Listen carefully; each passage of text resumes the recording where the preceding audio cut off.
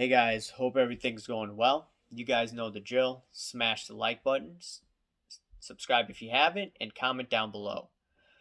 Alrighty, today I want to talk about sports cards and also a topic of inflation. I believe the topic of inflation is really important to understand in terms of the sports card market.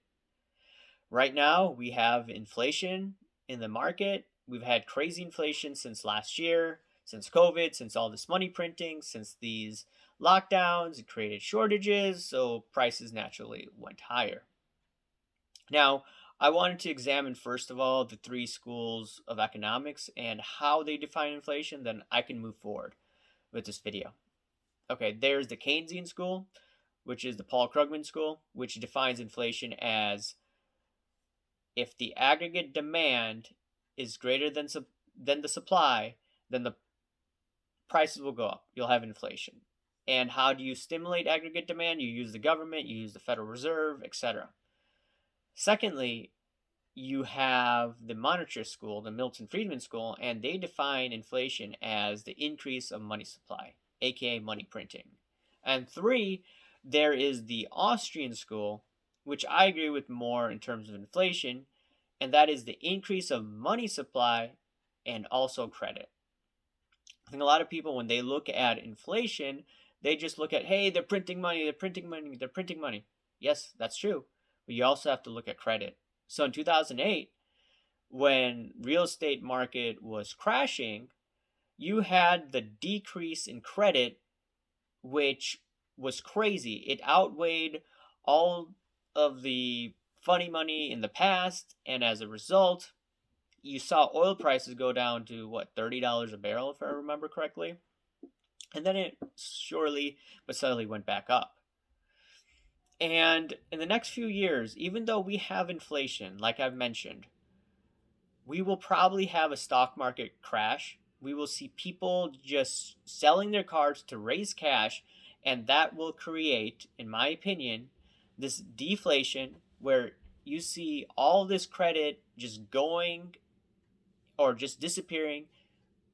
And as a result, in my opinion, that will be a better time to buy sports cards for a long term hold. Now, I'm not telling you to wait a few years to buy sports cards. That's your own decision. So just remember that. These are just my own thoughts. And I wanted to look at a situation in the 1970s and how I think we could see something like that. So, 1970s, the U.S. was coming off the gold standard, and they had some stock market crashes, and then they had the market go up with the help of the Federal Reserve, and you could see they had negative real interest rates. I've stated in previous videos, negative real interest rates are good for the card market. And what ended up happening was you saw a recession later on in that decade where you did still have negative real interest rates, but at the same time, stock market crashed, and then gold also had a correction, and then it started to go back up once you had negative real interest rates go to about what, negative 2% around 1979, 1980. Also at the same time of the Iranian U.S. hostage crisis. So oil prices also led to inflation. Higher oil prices led to inflation. So what am I thinking right now? I'm thinking that next few years you have a situation of deflation, but just like the 1970s, then we'll see the craziness of inflation, and that, in my opinion, that could be an opportunity to buy cards to hedge against inflation. And as long as the card is somewhat scarce, high in demand, so the price will probably go higher. I think you're going to see all of these guys go into that, all the sophisticated money.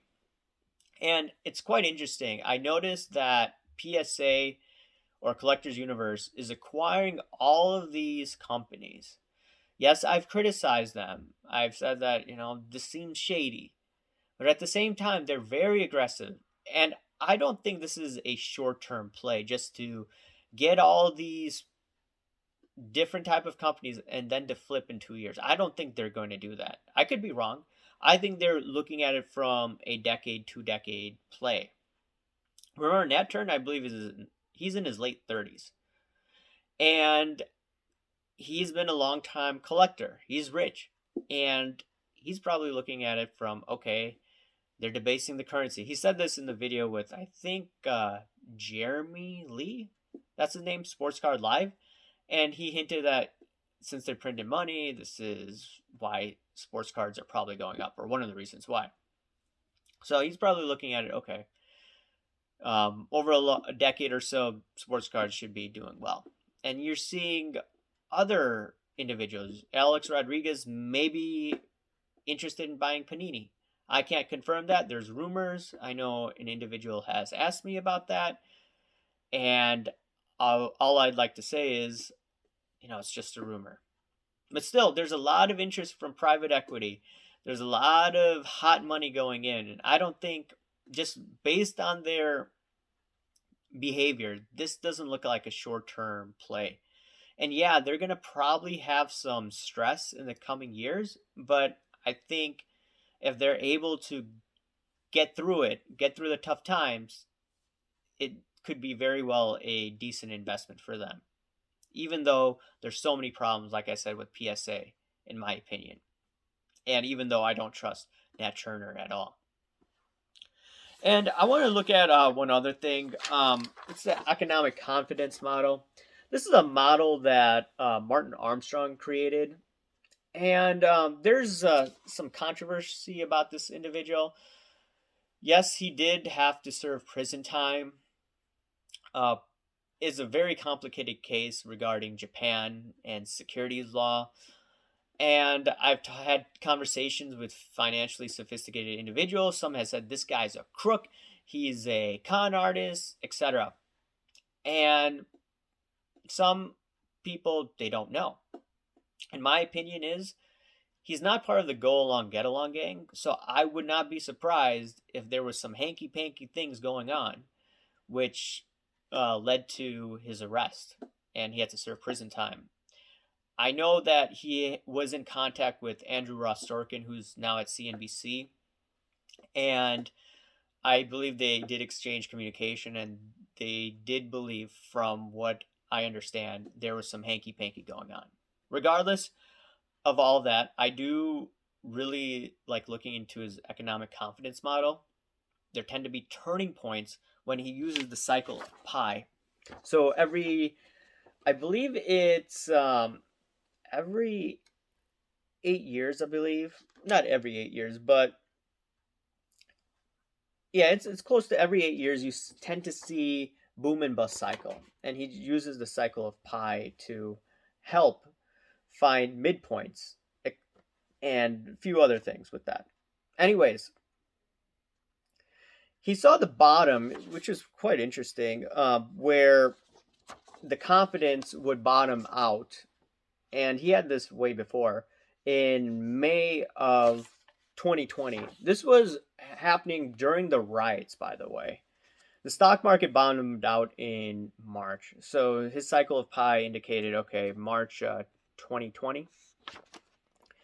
And the midpoint of the cycle of pi is, I think, 2022.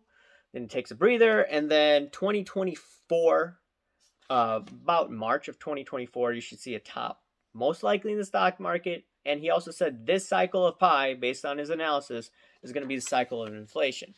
Why does he think that?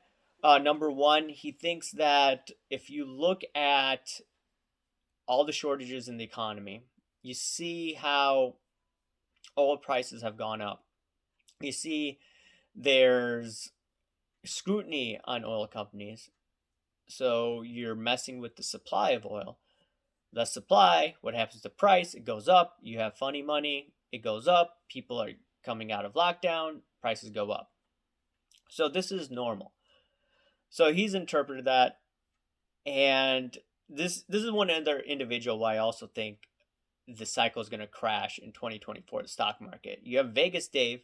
He doesn't reveal why he believes 2024 will be the year of the card crash, but I'm looking at that. There's Avi Gilbert. He's looking at 2022, 2023, a topping pattern in the marketplace.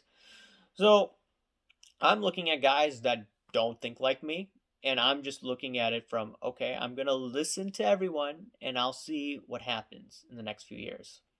But my reasoning is the Fed's going to raise rates, and it's just going to take the punch bowl away from the investors, and the whole system's going to collapse.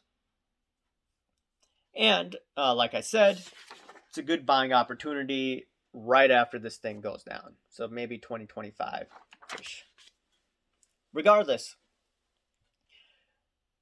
I'm looking at the fact that our society has shortages right now because of COVID. And who knows, we may have more lockdowns in the coming years because of variants, because politicians want to do this. I'm not sure. There's conspiracy theories out there. I'm not going to delve into that. But regardless, we have shortages coming. Our society isn't at what I would call full strength. In the 1990s, 1980s, there was high confidence, high trust among different groups of people. Now, that trust is eroding. And in addition, the infrastructure of the United States is getting much worse. There's also a war on corporations right now. And because of all of this tension, in my opinion, this will lead to devastating effects on the economy in the coming years. And also, when the crash happens in the next few years, they're going to try to find a way to get out of it. In my opinion, they're going to start debasing the US dollar. And they start doing that, you get inflation, and all these sports cards here, even though it's a PSA 8, but if I had a PSA 10, these PSA 10 cards, my opinion, they're going to go up. We're going to see another bull run like we did in 2020. And this time, the dollar is probably going to go much lower. Right now, we may see a situation in the next few years where the dollar will rally. And the dollar is still somewhat strong despite all the inflation. The reason is about 56% of the US dollar consists of the euro, or 57. And then there's 10-11% of the British pound, 10-11% of the Japanese yen. So the US dollar, compared to all these other major currencies, is still better. And if we see a dollar go up in the next few years, you get deflation. But then, to get out of this mess, in my opinion, they're going to trash the US dollar. But anyways, later this decade, I'm still probably going to be bullish on sports cards. Next few years, I want to buy sports cards.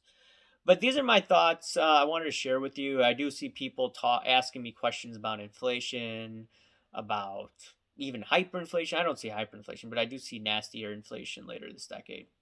But anyways, guys, hope you enjoyed this video. Smash the like button, subscribe if you haven't, and comment down below, guys. Thanks. Bye.